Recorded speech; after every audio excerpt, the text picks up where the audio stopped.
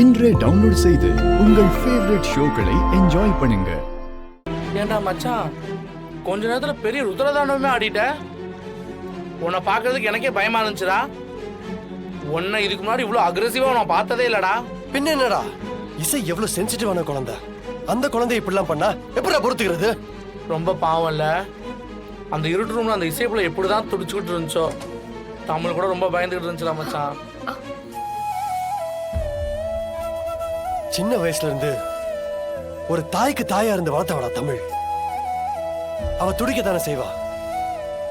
இந்த மாதிரி ஆளுங்களெல்லாம் சும்மா விடக்கூடாதுடா. இங்க பாரு, என்ன இருந்தாலும் அவங்க உங்க அத்தாடா. அத்தையா? சீ, சொல்லவே அசிங்கமா இருக்குடா. மனசாட்சி இருக்கிறவங்க யாராவது இப்படி ஒரு விஷயத்தை பண்ணுவாங்களா? என்னால அதை ஏத்துக்கவே முடியல.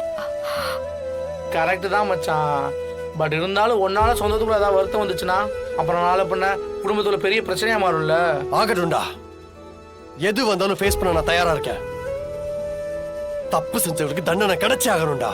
நீ சொல்லிட்ட, ஆனா தமிழ் என்ன முடிவு எடுக்கும் தெரியல மச்சான். ஆனா தமிழ் இடத்துல நான் இருந்தா அத்தை மேல கம்ப்ளைண்ட் கொடுத்து அரெஸ்ட் பண்ண சொல்லுவேன்.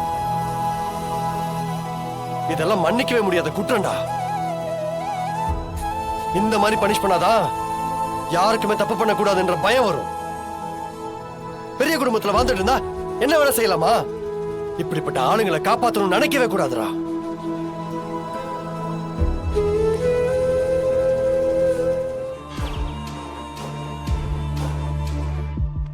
தமிழ் ஜனமா, ஓ முடிவுக்காக தான் எல்லாரும் காத்துட்டு இருக்கோம். என்ன முடிவு எடுத்திருக்க?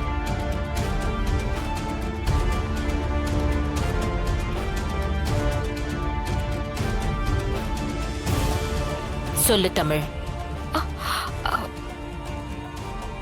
எனக்கு போலீஸ் கம்ப்ளைண்ட் கொடுக்கறதுல விருப்பம் இல்லம்மா.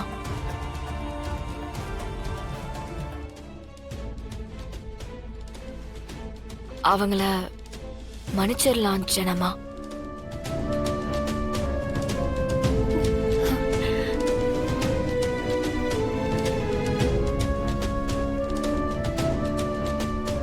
என்ன தமிழ், என்ன பேசுற? அவங்க பண்ணதெல்லாம் நீ மறந்துட்டியா? உன் தங்கச்சி கொஞ்ச நேரத்துல துடிச்சு போயிட்டா.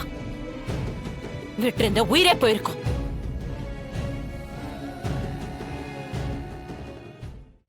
தமிழ், நல்லவங்களா இருக்கலாம், தப்பு இல்ல. ஆனா முட்டாளா இருக்க கூடாது. உண்மைதான் ஜனமா. ஆனா முட்டாள்தனத்தை விட ஆபத்தானது பழி வாங்குற உணர்ச்சி. என்ன பழி வாங்கணுங்கிற நோக்கத்துலதான் அவங்க இத பண்ணிருப்பாங்க. அதையே நானும் பண்ணா அது தப்பான உதாரணமா மாறிடுமா?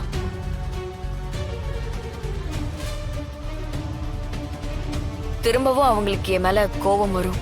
திரும்பவும் ஏதாவது செய்யறதுக்கு முயற்சி பண்ணுவாங்க. இது இப்படியே தொடர்ந்துகிட்டு தான் இருக்கும். அதுக்கு ஒரு முற்றுப்புள்ளி வைக்கலான்னு முடிவு பண்ணிருக்கேன்.